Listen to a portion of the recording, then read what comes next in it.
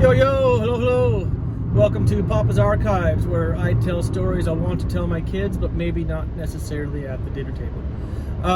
Today is the last of my traveling series, I think. This traveling section of this channel for a while. I think. There's other stuff I want to get into. But I want to talk about Alaska today. I was in Alaska twice. Once for working the fishing industry, the salmon industry, and once for my Avalanche certification. So I was there in summer and I was there in winter. And the summer I was there was summer 1996. It was a long time ago, and I was 20 years old. And I needed a summer job. I was in college in Tahoe at the time, and I had heard that you can earn good money in Alaska in a short time. It's all work, but it seemed kind of adventurous to me. So I saved up for a plane ticket, flew to Alaska with a suitcase with a duffel bag, basically. Not even a backpack, just a big duffel bag, like a hockey bag. I used my blue hockey bag from when I was a kid. And I had $300 in my pocket and a 10-day ticket. And I figured if I didn't find a job in 10 days, I would just fly home. Seemed like a good plan. Apparently, after I got home, my mom told me that my dad didn't sleep the entire time I was up there because he was so worried about me.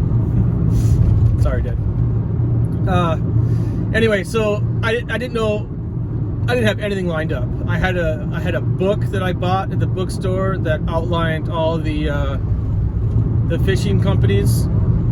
And I wanted to get a job on a boat, but I had read that for your first year, it's pretty hard to get on a boat. So I'm probably going to end up at a cannery, which is what happened. But I flew into Anchorage, Alaska, and then I went to the unemployment office and started there. And I met two other people, a couple that were the craziest couple I've ever known in my entire life. Wade and Chetty. It was a mixed race couple, which was not the crazy thing at all. I'm in a mixed race relationship, but the personalities were so different that these two were just at each other, screaming all the time, and then they would laugh. It was just weird. Anyway, so I traveled with these two to different. I hitchhiked with them around the Kenai Peninsula, south of Anchorage down to Girdwood, and trying to find work. And we camped at the airport in Anchorage, right next to the airstrip. And I tried to get a job at Alyeska Hotel, but I had, horrible clothes with me because I was planning on getting a job fishing. But then I saw the hotel there and I was like, I want to work here. And I tried to get a job there and they're just like, yeah, no. I was looking pretty dirty and camping, and so that didn't work out. And then we traveled a little bit further south to a different cannery and blah blah blah. We ended up at Kenai. I can't remember the name of the company, but it was a salmon cannery in Kenai, on the Kenai. I think it was Kenai Inlet or something like that. I've tried to Google it since then. I think they went out of business. But we got hired at $6 an hour.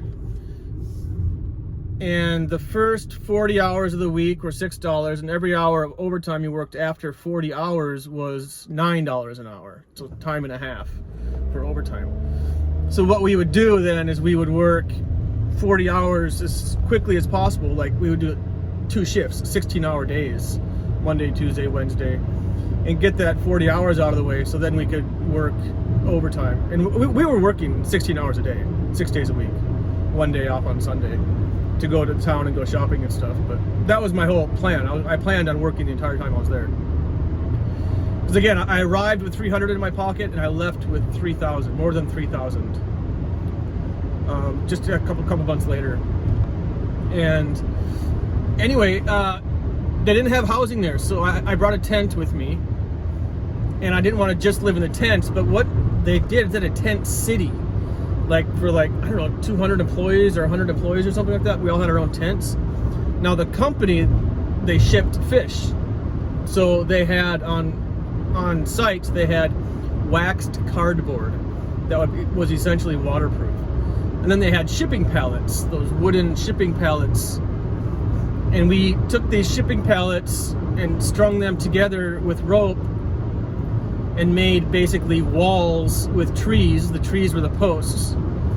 And then strung up logs and then put the waxed cardboard and used that as a roof and a shell. And we basically built a 3-bedroom house out of cardboard and shipping pallets. And each room, there's a central living room, we called it, and then my bedroom and then their bedroom.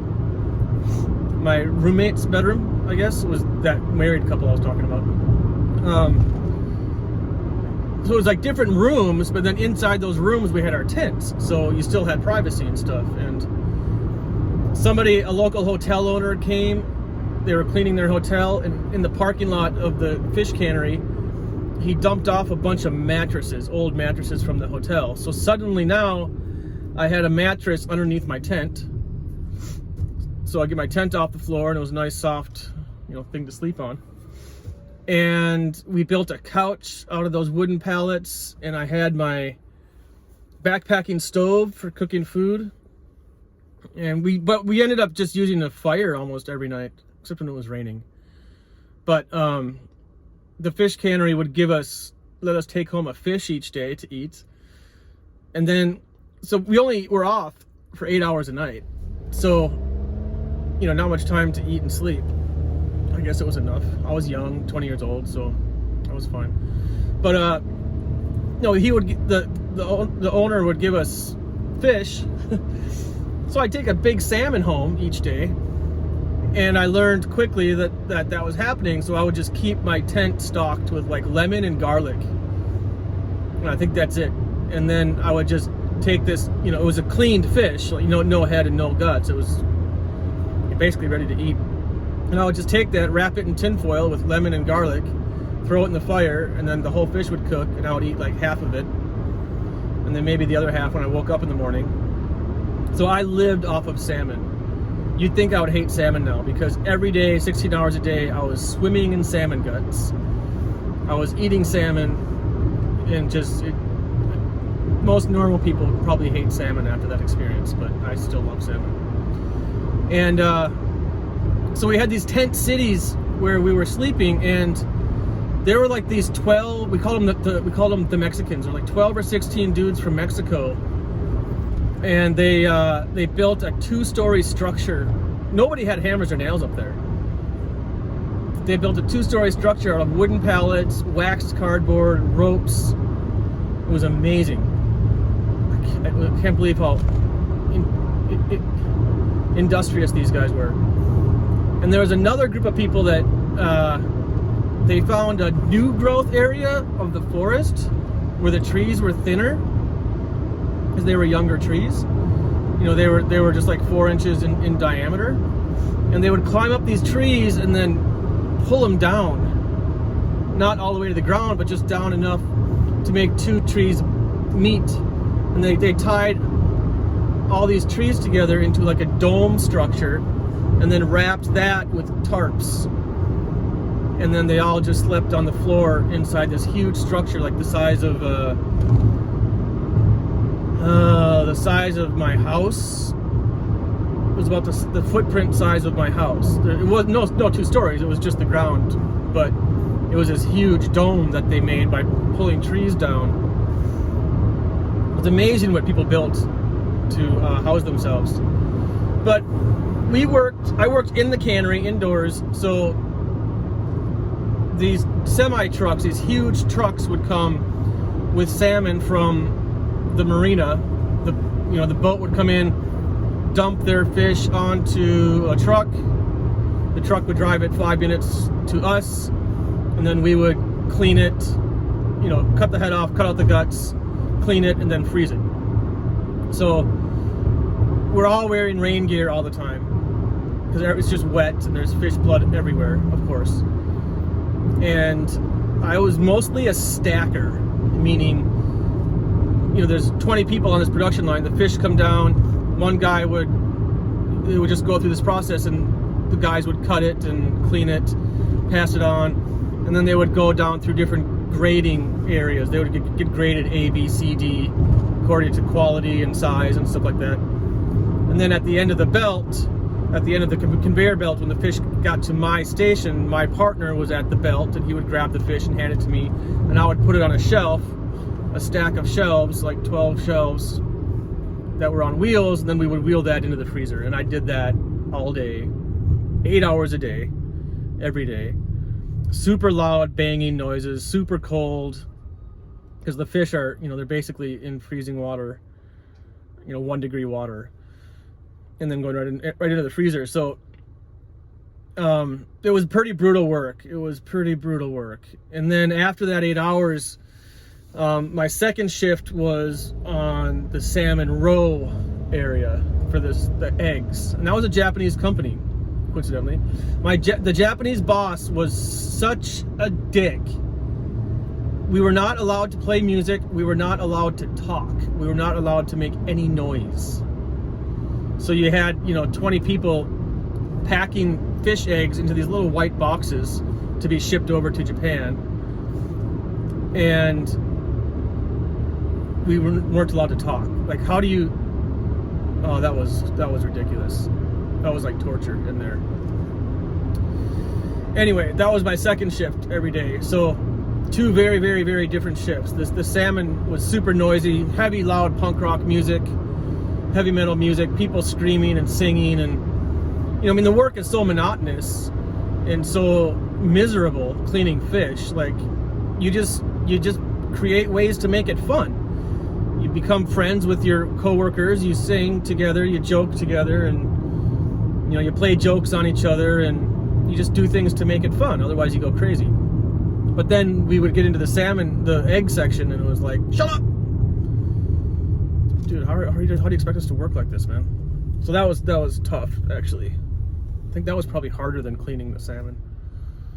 But it wasn't just salmon either. Some days we had halibut, which is a flatfish, and these things were like 2 meters high, 6 feet high.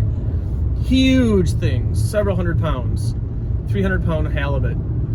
And those would come in, and we'd have to clean those too, but you would have to, the smaller guys like me were assigned the hose and spoon. It's like a hose that's shooting water, just like a regular garden hose, but then a spoon at the end of it to scoop out the bloodline.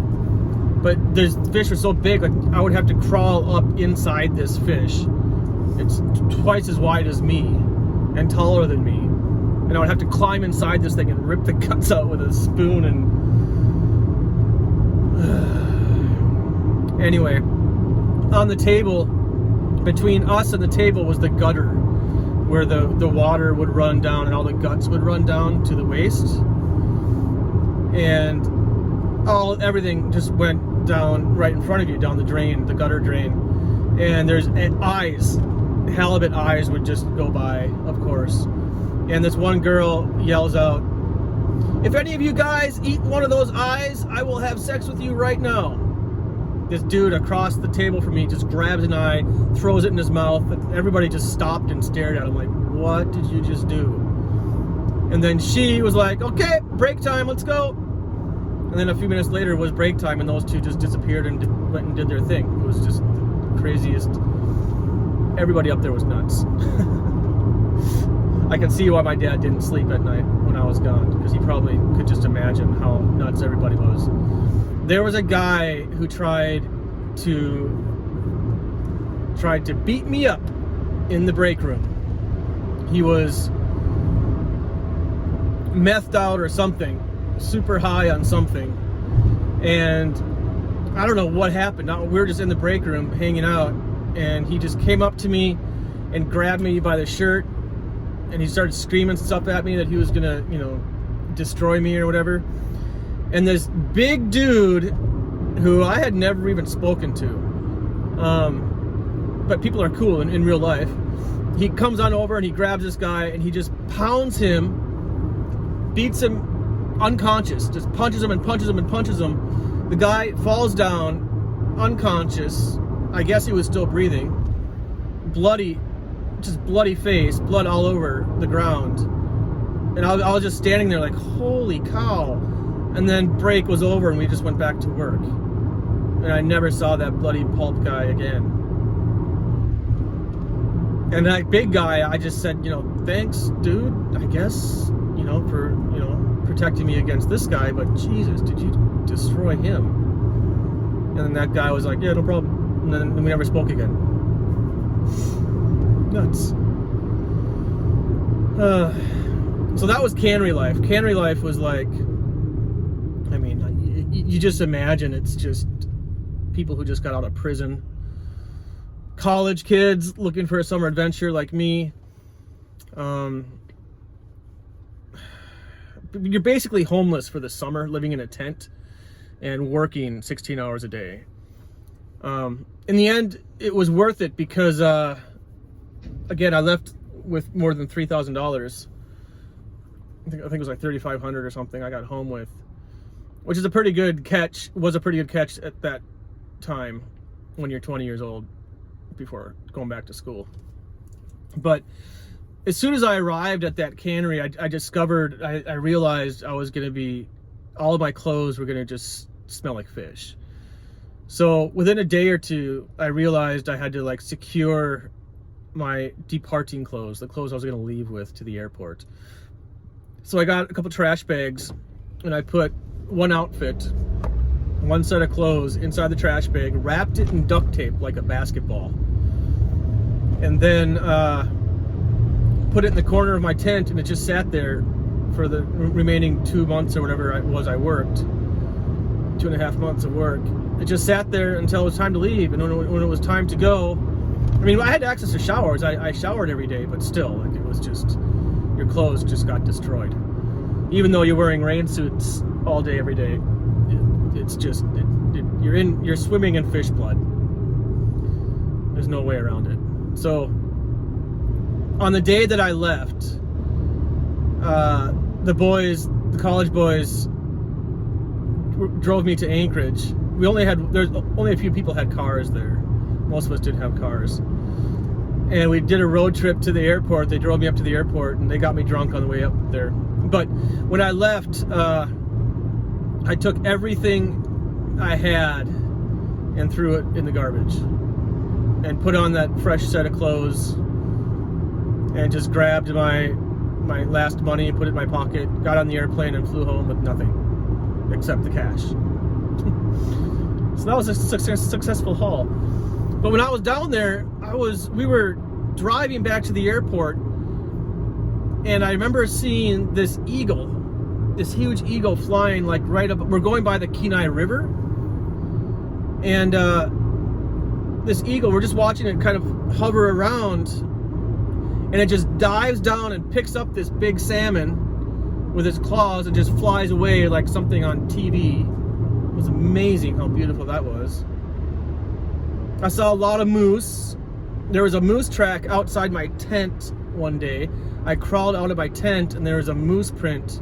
This is at the airports before we moved down to Kenai, when we were camping at the airport. I crawled out of my tent and there was a huge moose print that was bigger than my hand right outside my tent door. And I was like, whoa, so this monster walked by me last night. Moose are actually dangerous. They're not, he's not going to try to rip my tent open to eat me. But if you like run into a moose, don't think it's cute and try to pet it. Like, they're going to stomp on you because they think you're a threat. So anyway, that was kind of freaky. Other wildlife, I don't really have any other. Well, I was just in the tent and the cannery that whole time. But yeah, so that was summer. That was a pretty amazing time. And then winter, when I was up there, was for my Avi level 3 certification. I was there for 3 weeks, I think. I was there for a good amount of time. That was an awesome trip. I was in Montana going to university at that time, 2000. I mentioned a little bit about this yesterday in my New Zealand stuff. In 99 and 2000, I was going for my level 1, 2, and 3 Avalanche certifications. In Jackson Hole was levels 1 and 2, and that was over New Year's into the millennium. that was cool. So New Year's into the year 2000, the change of millennium, I was alone, but I was at Grand Targhee Ski Resort. And so, of course, I'm at the ski resort. I'm going to go party at the bar. And I went to the bar, and there was a married couple that, they were a younger married couple, but they let me sit down next to them and have a beer. And so I was too young to drink. I was only 20. I wasn't 21. But somehow, those kind of small little places, you could kind of get away with getting beers. And I had a friendly cigar with me too, and I asked the couple if they wanted to share my cigar, and the guy's like, no, we don't do that stuff. I was like, okay, and I kind of felt bad about saying that to them.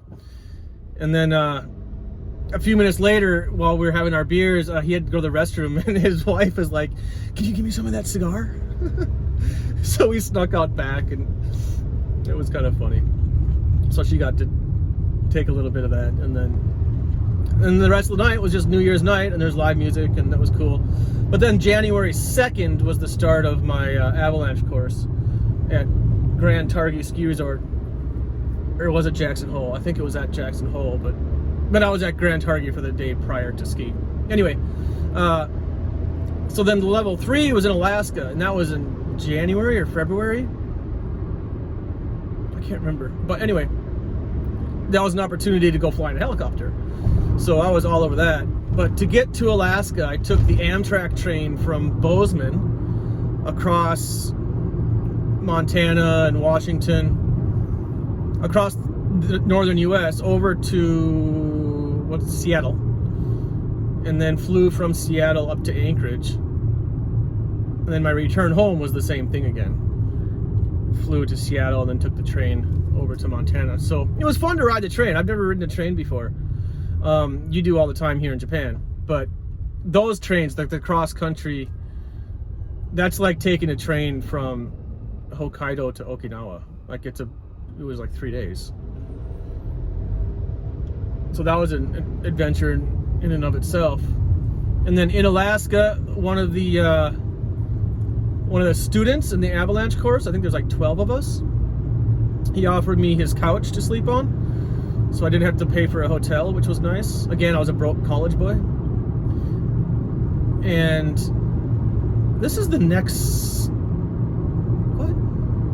No, this is 3 years after last. Okay, this is 2000. And so I slept at his house, and that couple was really weird. Like their house was so dirty. They had mushrooms growing in the corners. Dirtiest place I've ever been. It was disgusting. I was like, well, I see why you let me sleep on your couch. You freaking clean your house, dude.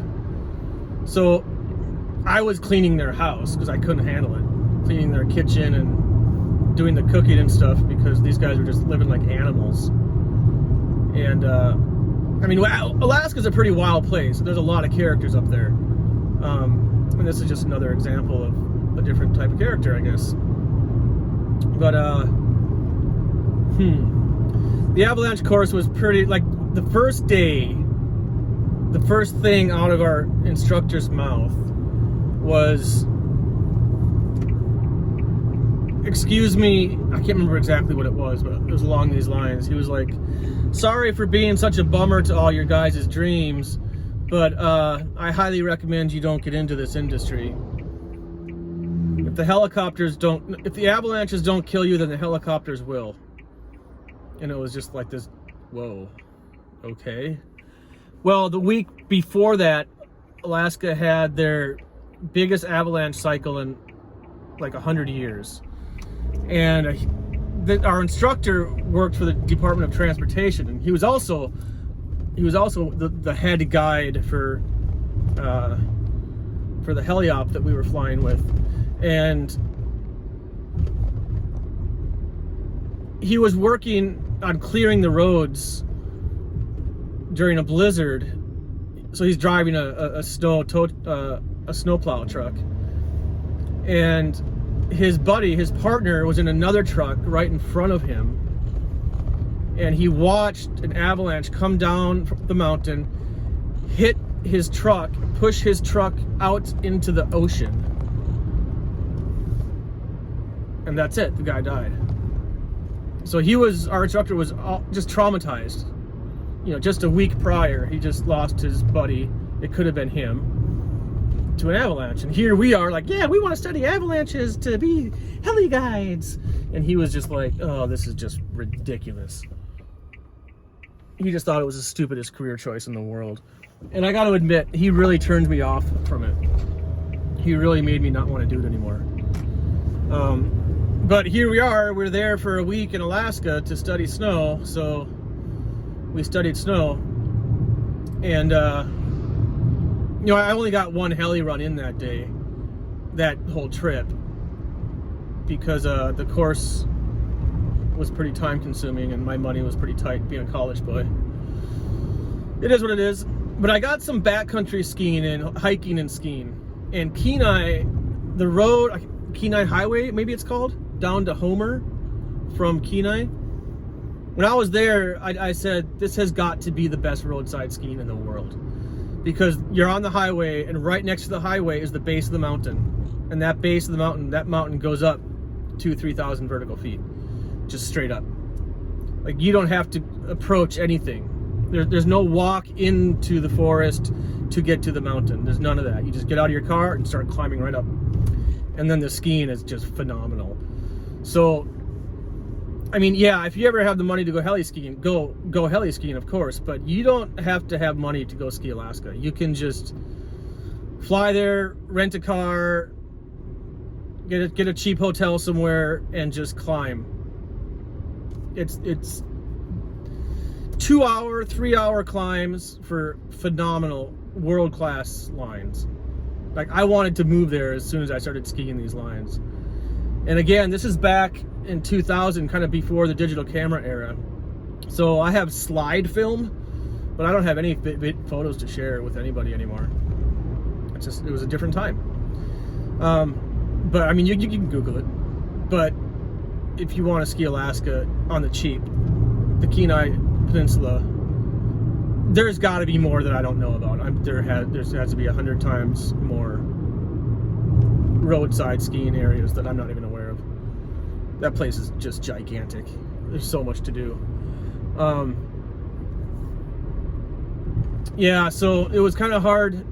I was trying to get into a heli-op when I was up there after my certification, and again, everybody wants those jobs, so they're pretty hard to get. And then my motivation was kind of crashing after our instructor said that to us. And then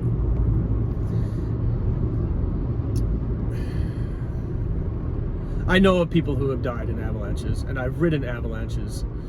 And should I just get into that now? I don't know. I think that's another video for another day. But study snow if you're going to be a skier. And I'm raising you to be skiers, so I'll be teaching you about snow too, of course. But anyway, Alaska, what more do you say? Gorgeous. Hard to live, though. Thanks for watching Papa's Archives, where I tell stories I want to tell my kids, but maybe not at the dinner table. Or maybe we don't have time. But soon, now that I'm kind of finishing up the travel series, I'm going to start getting into some other parent advice stuff that is timeless, that can pass down through generations, that my grandfather probably told my father that I'm going to now say. So there's a lot of that stuff coming up, and then philosophy stuff, philosophical stuff, all sorts of parenting stuff to get into from here on out. Okay, that's all for today. Let me go around this corner here first before I touch my camera. See you.